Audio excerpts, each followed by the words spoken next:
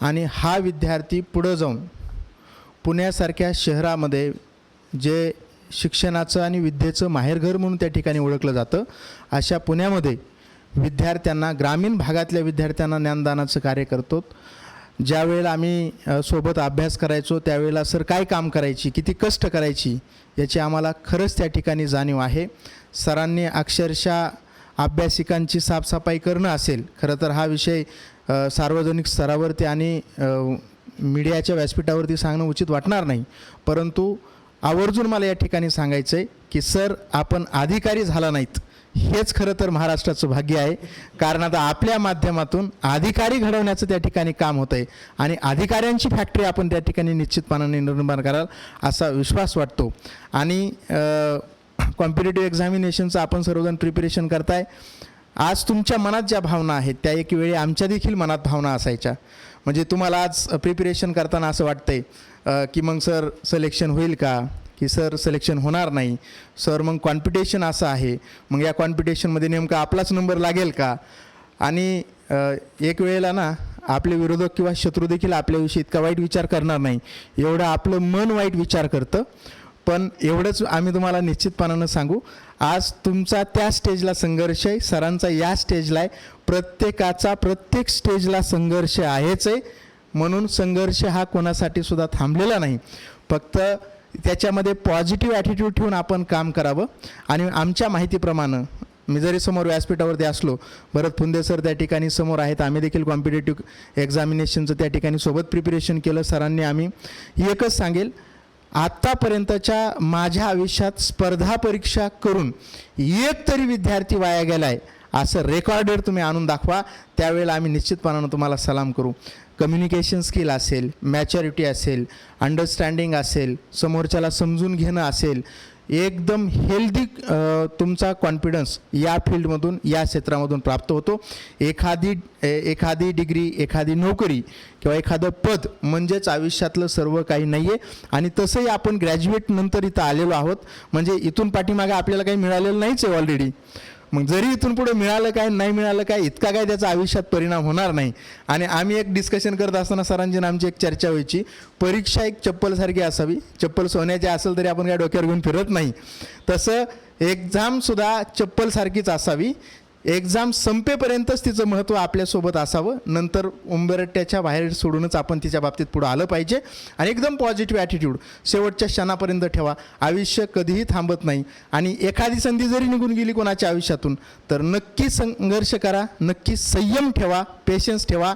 नवीन काहीतरी चांगलं तुमच्या हातून घडणार आहे म्हणूनच ती संधी तुमच्या हातून गेलेली असते, एवढे खात्रीलायकरित्या आम्ही निश्चितपणानं सांगतो. आज सरांनी पूर्ण महाराष्ट्र व्यापला आहे. एक मित्र म्हणून आम्हाला त्यांचा सार्थ अभिमान वाटतो. आणि खरंच एका मित्राचं मिळालेलं यश हे किती आनंद देणारं असतं हे आज मी खऱ्या अर्थानं शब्दांमध्ये सांगू शकत नाही. मी अर्धा पाऊण तास सरांसोबत बसलेलो होतो. सरांनी त्यांचा मला बराचसा संघर्ष माहीत होता, पण अनेक आज काही गोष्टींचा उलगडा झाला की ज्या मला माहिती नव्हत्या. आणि सर ज्या वेळेला बोलत होते त्यावेळेला अक्षरशः डोळ्यातनं पाणी त्या ठिकाणी आमच्या येत होतं. एवढा भयानक संघर्ष करून हा माणूस त्या ठिकाणी आपल्या सर्वांच्या समोर उभा आहे, ही एक अतिशय अभिमानाची त्या ठिकाणी गोष्ट आहे. सर, मला आज या व्यासपीठावरून महाराष्ट्रातल्या सगळ्या विद्यार्थ्यांना सांगायचे, मूर्ती जरी लहान असली तरी कीर्ती मात्र महान आहे. आणि निश्चितपणानं या संघर्षाबरोबरच त्यांनी या महाराष्ट्राला गुणवत्तेचं सुद्धा एक प्रतीक निर्माण करण्याचं काम त्या ठिकाणी करतो एक मित्र म्हणून. आणि या ठिकाणी आम्ही एक महाराष्ट्रीयन व्यक्ती म्हणून तुमच्यासोबत राहू. आणि उपस्थित आपल्या सर्व विद्यार्थ्यांना देखील विनंती आहे की अशा संघर्ष करणाऱ्या माणसांना बळ देण्याचं काम आपल्या सर्वांचं देखील असतं. कारण एक व्यक्ती कोणीही मोठा होऊ शकत नाही, पुढं जाऊ शकत नाही. सर, तुम्ही मोठे झालात तर आम्हा सगळ्यांना मोठं होण्याची संधी भेटेल, म्हणून तुम्ही मोठे होणं हे आमच्या सगळ्यांसाठी काळाची गरज आहे. मी आपला अधिकचा वेळ निश्चित या व्यासपीठावरून घेत नाही. सरांच्या बाबतीत मी फक्त एवढंच सांगेल, नद्या नाले तुडुंब भरले, सर सागराची येईल काय, कितीही चमकले काजवे दरी, प्रकाश सूर्याचा होईल काय, कितीही वाजले नगारे जरी, ध्वनी मेघांचा होईल काय, आणि कितीही झाले सर जरी सर समाधान सरांची येईल काय, सर समाधान सरांची येईल काय, निश्चितपणाने एवढी एक भावना आजच्या या व्यासपीठावरून व्यक्त करतो आणि तुम्हाला मनपूर्वक अगदी हृदयाच्या गाभाऱ्यापासून तुम्हाला मनपूर्वक शुभेच्छा. अधिकारी व्हा, नक्कीच पुन्हा तुमचा सत्कार करायला आम्हाला सुद्धा प्रत्येक ठिकाणी संधी द्या आणि सरांना सुद्धा पुनश्च एकदा मनपूर्वक शुभेच्छा देतो. सरांचे अगदी हृदयाच्या गाभाऱ्यापासून आभार मानतो आणि सर तुमच्या हातून असेच उज्ज्वल अधिकारी घडोत एवढीच ईश्वरचरणी प्रार्थना व्यक्त करतो. थांबतो. धन्यवाद. Thank you so much. धन्यवाद सर, आलात तुम्ही, वेळ काढलात. ओके, सरांनी सकाळपासून आमची भेट ठरली होती, परंतु ते काही नियोजित भेट झाली नाही.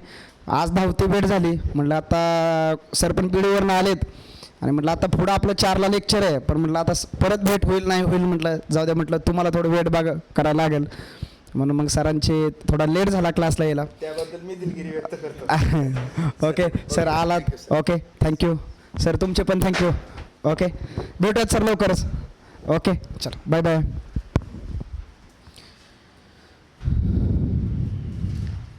चला, मी एक परत लाईव्ह लावू का?